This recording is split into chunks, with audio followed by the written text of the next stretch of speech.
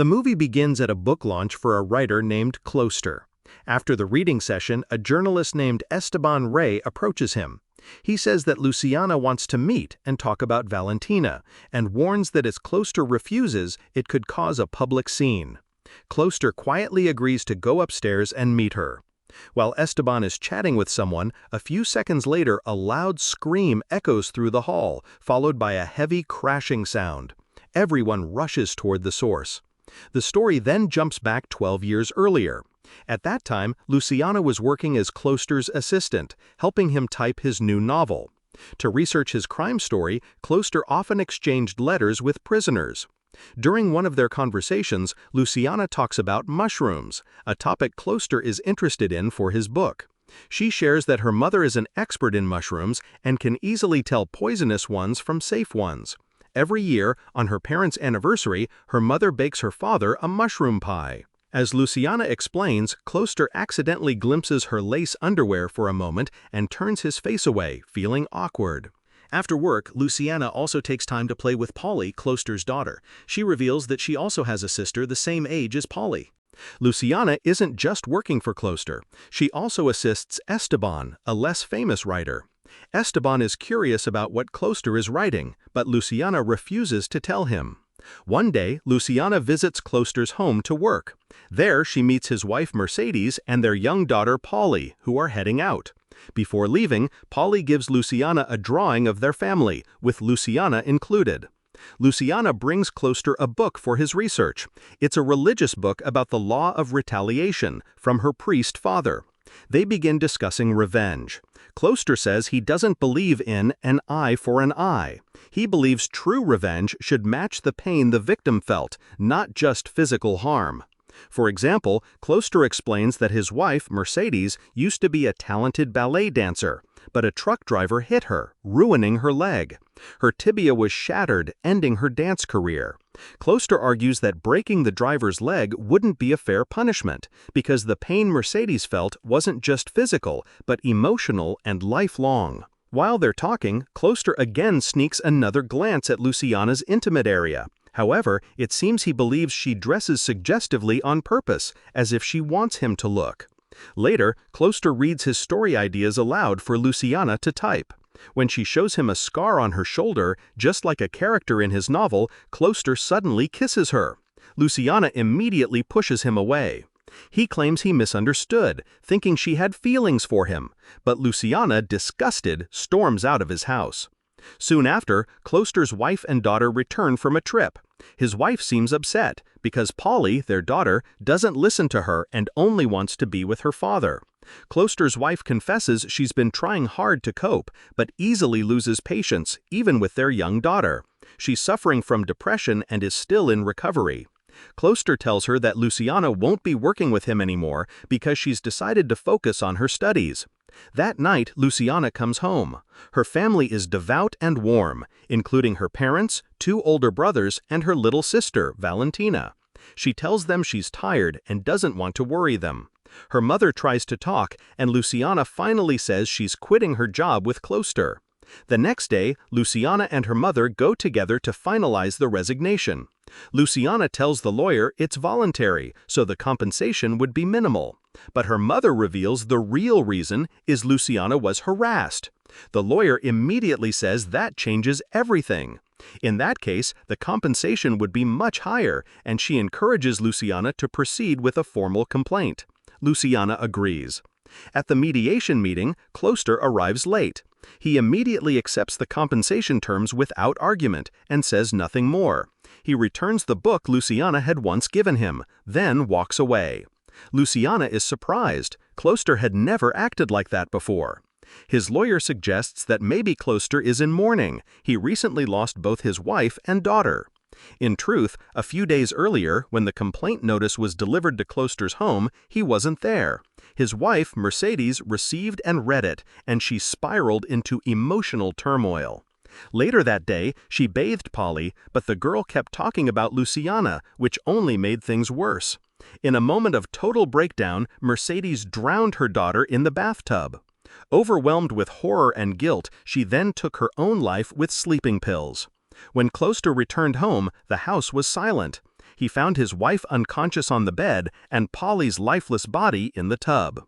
Luciana, unaware of any of this, returns home that night. She cries and looks at the drawing Polly once gave her, lost in sadness. Her father and little sister Valentina try to cheer her up. They organize a family trip to the beach, hoping she can leave the pain behind. The next day at the beach, Luciana's family enjoys a peaceful time together.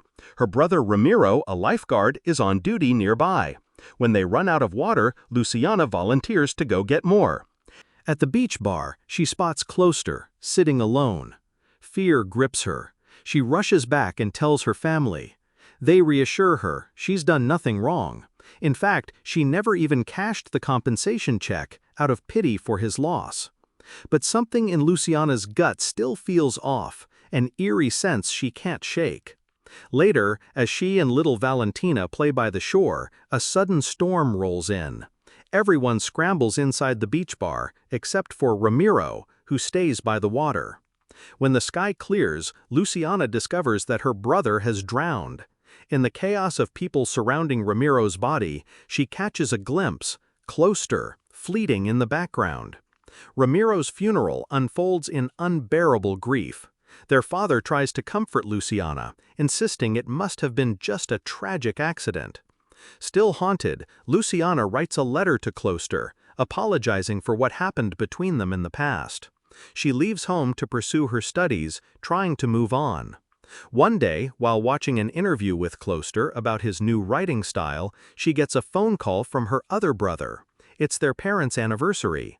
He passes the phone to them so Luciana can send her love. As the interview continues, she drifts off and falls asleep. In the middle of the night, a phone call wakes her. Her parents have been hospitalized for mushroom poisoning. When she arrives, she's told her father has died. Her mother is in a coma, suffering severe brain and liver damage. Luciana again suspects Closter. He knew about her parents' anniversary, and that they always ate mushroom pie, something Luciana once mentioned to him casually years ago. Her brother tries to calm her down, saying it might just be another tragic accident. As time passes, life slowly begins to return to normal for the siblings. Luciana moves back in with her brother Bruno, who works as a doctor, and Valentina is now a high school student. One evening during dinner, Valentina complains that Luciana is too strict and doesn't allow her the same freedom her friends have. She feels like her sister is trying to control her life. That night, while Bruno is working the night shift at the hospital, he is suddenly attacked by a stranger. The man accuses him of destroying his family and violently beats him. When the police arrive, Bruno is already dead. The attacker is arrested and identified as a convicted murderer who was supposed to be in prison. The police are confused about how he managed to escape. Later, they discover that someone had sent him an anonymous letter filled with lies, accusing Bruno of having an affair with the man's wife. Luciana immediately suspects Closter. She remembers that he often used to write letters to prisoners as part of his research. She tries to convince the police to investigate him, but the detective doesn't believe her theory. At the funeral, only Luciana and Valentina are left to grieve. Years later, Luciana goes to pick Valentina up from her dance class. They don't seem close anymore, and Valentina shows clear frustration with her sister. Luciana takes her to visit their mother, who now lives in a care facility. Their mother now can barely speak. During the visit, Valentina tells Luciana that she wants to become a dancer and has no interest in going to university, despite Luciana's wishes for her. As they leave the nursing home, Luciana suddenly sees Closter again. She freezes in panic and quickly drags her sister away. At home, Luciana calls Esteban to tell him everything.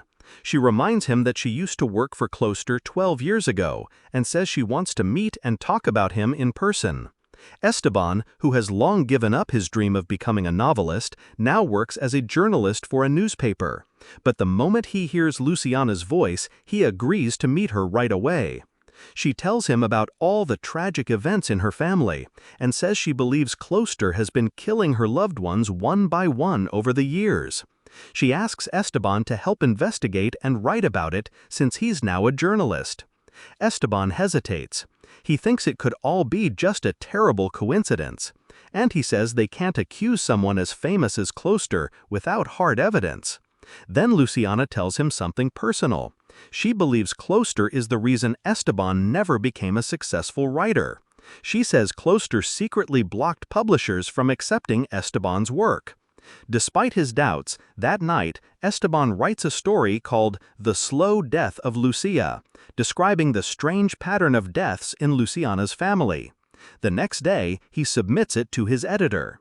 However, the editor rejects the piece, saying it's too speculative and dangerous to publish something that accuses a well-known author without solid proof. Even after the rejection, Esteban doesn't give up.